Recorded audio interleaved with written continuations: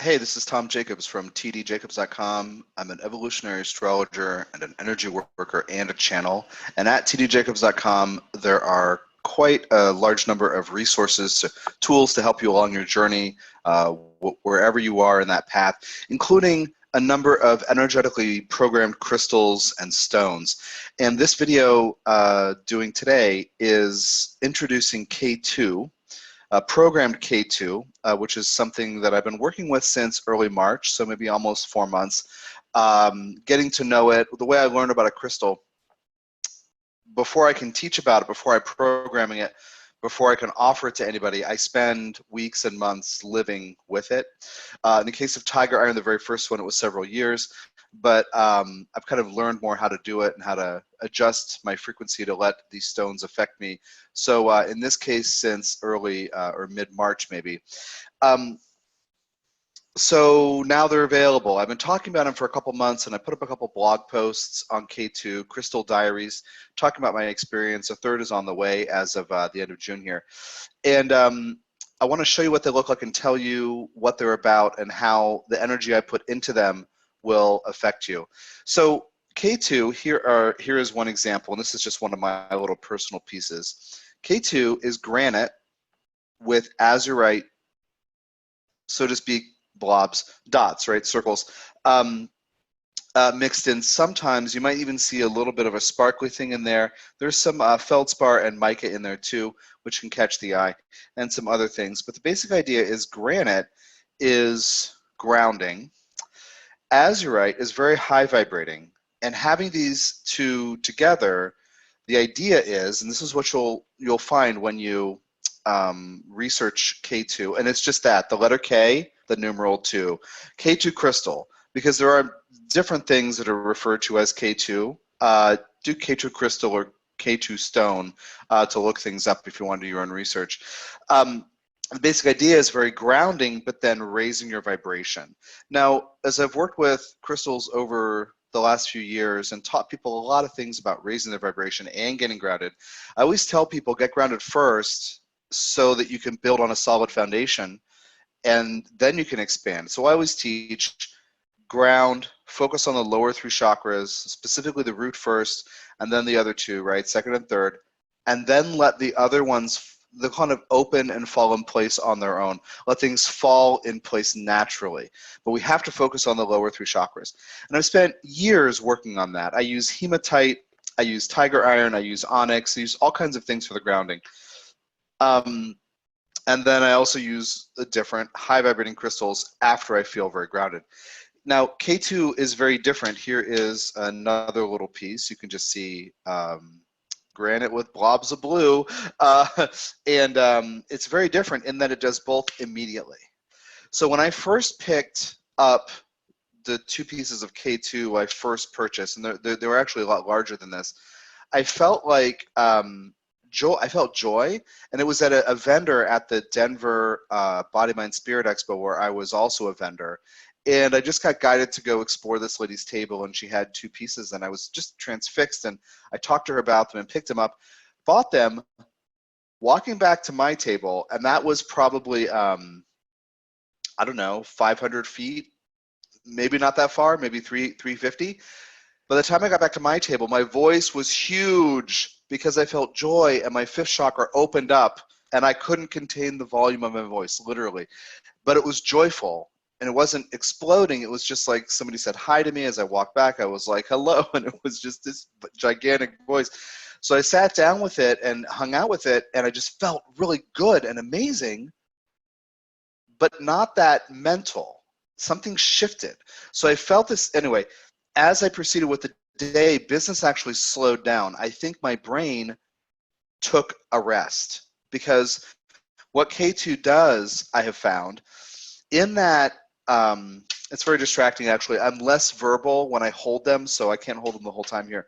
I'll talk about that in a few minutes. It works on essentially aligning all of your chakras so you're grounded, and it raises you up. And the effect, see, even just holding them and having all these, because I have other examples here I want to show you, but even just having them around me, I'm a little less verbal. what I learned over the course of a few weeks and months is that I can hold it 5, 10, 15 minutes. I can put them in a pocket and run an errand. If I hold them much longer than that, I'm less able to connect with other crystals. So this is something that I recommend, especially the programmed ones that I'm offering, to use for short periods of time. But in that period of time, amazing stuff happens. What I learned is that when I set intentions using them, that intention gets kind of seeded in and aligned with my whole energy field, and my whole energy field starts to align with that intention. So I'm not as verbal. I may not be able to, while I'm working with K2, accomplish anything.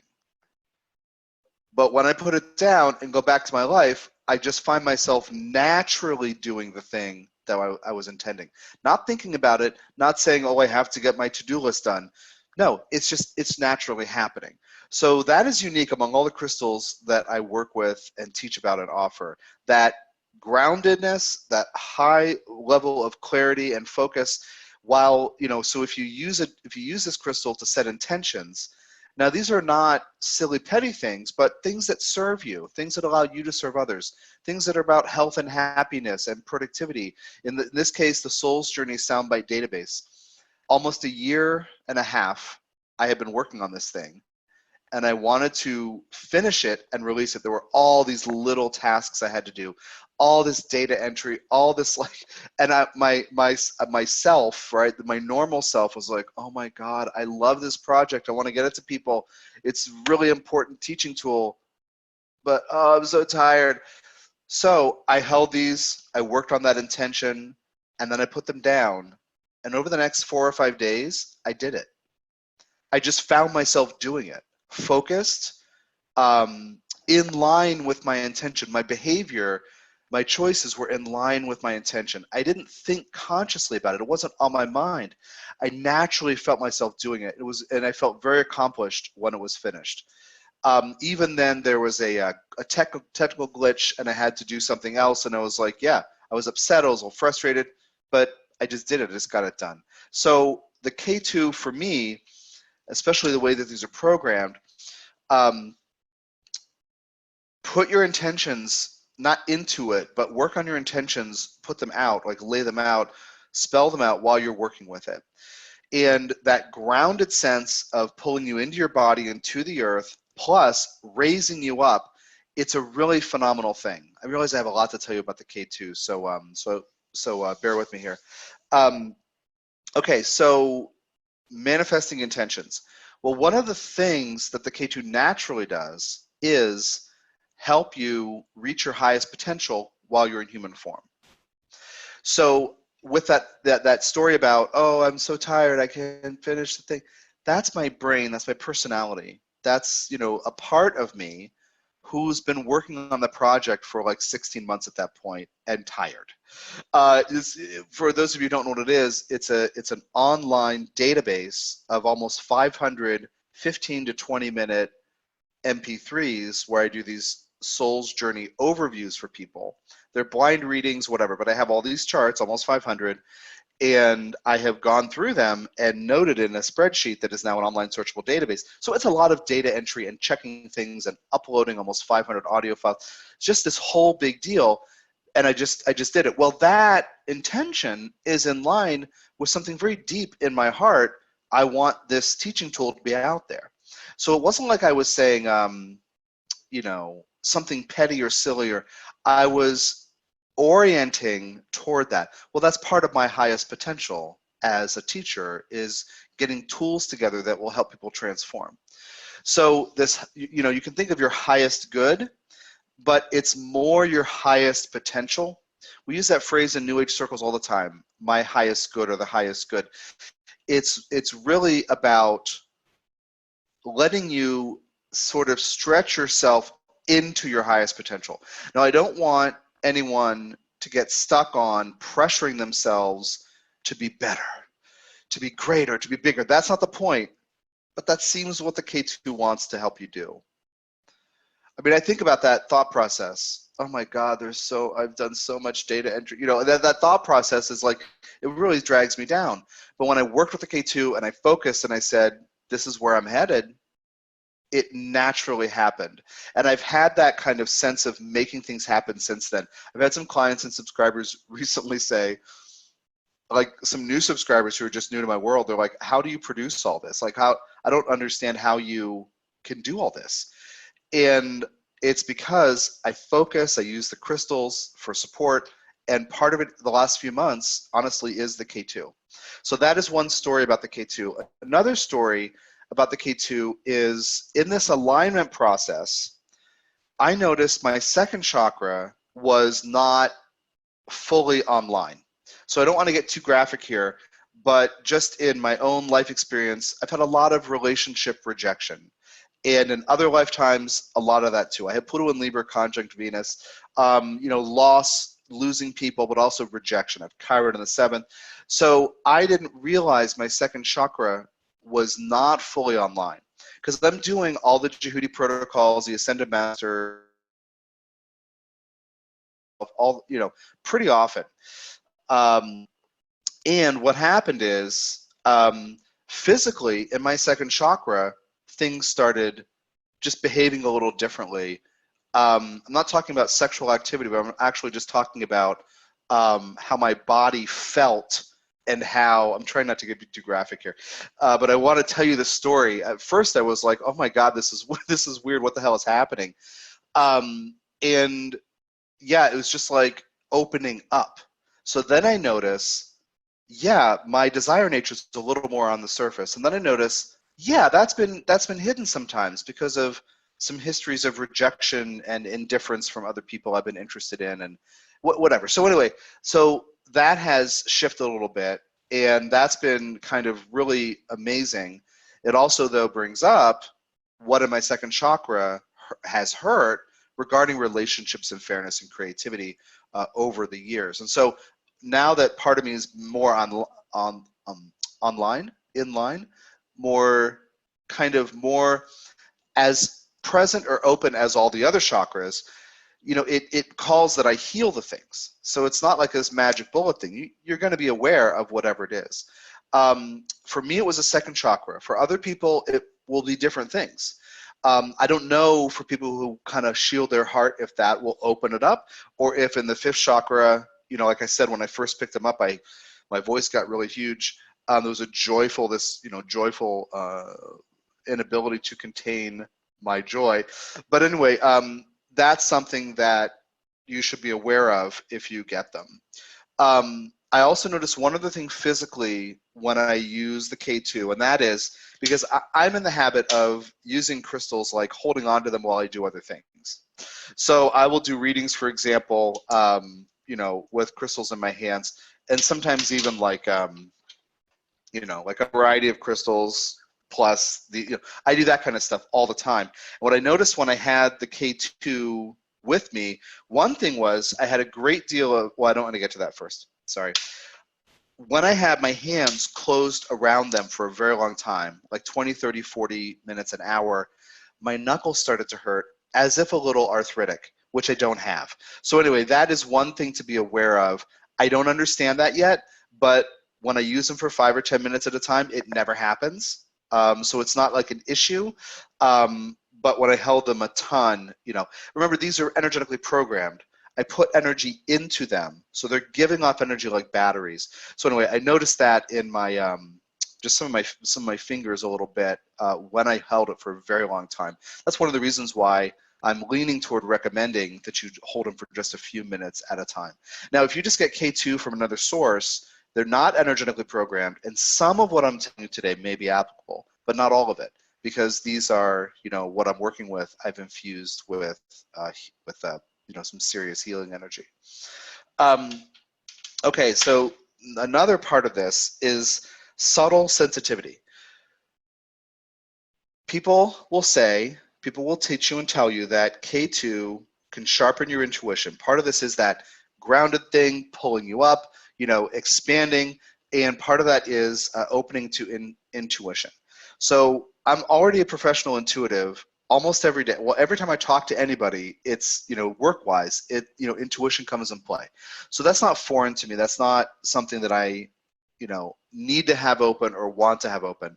I actually stay away from certain crystals like smoky quartz because it gives me a headache, because it activates intuition and psychic stuff, and also geodes of almost any kind, like especially those amethyst ones. Like I stay away from certain intuition and psychic energy, but using these in client sessions, I notice a subtle sensitivity where instead of doing some energy work distance-wise, like on this web conference or on a phone with a client, instead of doing energy work and then scanning or asking the client, how are you experiencing that, right? Instead of like doing it and looking or doing it and asking, I'm aware of the effect on the client in real time. So that is pretty amazing. And the stuff that I'm doing is like cleaning out chakras and integrating past life parts, and I'm looking for something deep in the unconscious, you know, certain vibration or frequency that's tied to an other life experience. So I'm doing these things and I'm watching it happen in real time. I know what happened before the client said, oh, this is what's happening. So that has been really actually phenomenal. And even when I put the K2 stones down and didn't use them often for a couple of weeks, that has still happened. So that is kind of another opening that I've experienced, which is really cool. It's subtle sensitivity. It's not, you know, but somebody who doesn't feel very intuitive, you know, it's possible that that will open. Or somebody who doesn't know if they're intuitive, that might come online. So that's one of the ideas that may happen with the K2. So I can't use them every day, but I'm extremely happy with them. And let me show you some other examples. This is actually some of the bigger versions of what I got. This is another larger piece that is being sold separately. You can just see the blobs are different sizes. That doesn't seem to make any difference. It's really about the mineral content and the energy that comes to you, comes off the stone. But mostly I have these pairs of small pieces. They're small. Like these two together weigh 16 grams. That's really not a lot. They're thin. But here's the deal. K2, I'm sorry, I'm still feeling nonverbal as I got to put them down. It's just everything gets in line, so my mouth can't, my brain can't, you know, do this. Anyway, one of the things that happens is with most crystals, well, all the crystals I've ever worked with, larger pieces are better because the mass is larger relative to your mass, so the energetic effect can be greater on you. Now, when I program larger stones, it always takes more time to, so to speak, fill them up. So, like with like these stones are relatively the same size, these two hematite spheres. But if you know one were noticeably smaller or bigger, actually, I have my other large one here. Actually, here's a good example.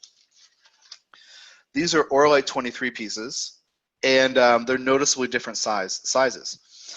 And this one will get full faster, meaning I can hold them and put energy into them. This one will be ready sooner. It's just how it works. And then when you work with a bigger stone that has been charged more, it's holding more, right? The effect can be deep and slow and kind of come into your space. Like this one, you might pick it up and you'd be like, yes, I feel that. This one, it's a little bigger. You might feel it up. It might take a few more seconds, but then it's deeper. So that's the idea. Except with K2, these two that I bought in the beginning, I'll pull them out and show them to you. Because third house moon with Mercury loves a show and tell. They're larger. They're about 26 grams each, whereas you know these two together are like 16 grams. So you can see how big. The effect is subtle and slow and muted. These are the first two that I bought where I had that like joy reaction. Well, then I bought online. I bought a bunch of them and I thought they were this size, and they show up and they're this size. I just, whatever. They had a ruler next to that, like the seller was being responsible, and I just totally, whatever. Turns out smaller ones are more effective. That's what I want to get at. With every other crystal I offer, like sea jasper, Auralite 23, the hematite tigerine, the energetic effect is deeper and better. With this, these tiny ones are sparkly and amazing. One of the details is I'm doing these in pairs so you can hold one in each hand so the circuit goes through your body. So I highly recommend that. I am offering this one by itself, but in general, the two smaller ones together to run a circuit through your body. Okay, now as far as, and there's more info some of this is in the blog posts that I published, but there's also other info I didn't include here, so you can go read those in my blog. They're called K2 Crystal Diary, like 1 and 2. And one of the things that, oh my God, seriously, from picking them up, my brain is stopping a little bit.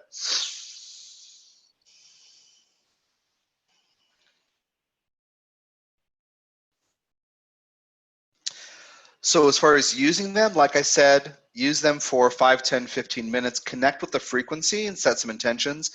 One of the things that I recommend is to do a meditation, and you can use the, to get comfortable with some of the steps, you can use the free 13-minute grounding MP3 that I have linked from my homepage. My homepage at tdjacobs.com. It's a bunch of pictures with different offerings and words on the pictures so you know what they are. And there's a forest trail that's green, right, with foliage and trees. And that, you click on that, you can download a free 13-minute grounding MP3. So what I recommend is, in that meditation, we put cords into the earth, we breathe the energy of the earth up into our body. And then we add cords to the cosmos, to our guides, breathing in supportive energy through our crown. And then we do it together, so we're aligning ourselves as a column. Our energy field and our body together being a column. So what I recommend with the K2 is doing that. So as you're holding it, it will naturally ground you, and you'll feel that openness and expansion and the vibration raising. You might even feel energetically bigger and joyful, like you're expanding and growing and opening. What I recommend is, for regular meditation, hold one in each hand, sit there, put cords into the earth, open the crown, and do that.